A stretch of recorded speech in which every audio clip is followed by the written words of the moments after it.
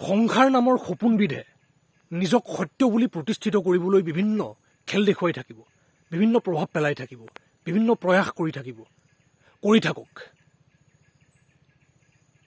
সাক্ষী হৈ, দৃষ্টা হৈ সেই মিথ্যাক মিথ্যা বুলি জনাটোৱেই যথেষ্ট সত্যস্থ হ'বৰ বাবে। সত্যস্থ হ'লেহে মিথ্যাক মিথ্যা বুলি জানিব পাৰি আৰু সেই মিথ্যাৰ পৰা সুস্থ দূৰত্বত থাকি সাক্ষী হৈ আনন্দৰ সৈতে এক হ'ব পাৰি প্ৰকৃত অৰ্থত।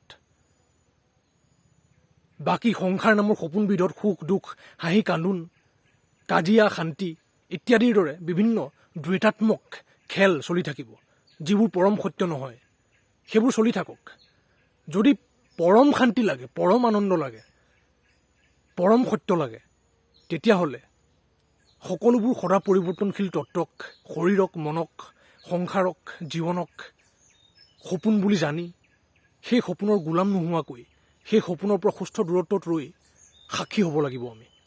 সেয়াই আমাৰ প্ৰকৃত পৰিচয়। দেখুৱাই থাকক সংসাৰে নিজৰ খেল। বুজিব লাগিব আমি, জানিব লাগিব আমি যে আমি এক সজাগতা হয়, সাক্ষী হয়। সেই সপোন নহয় আমি, সেই সপোন সত্য নহয়।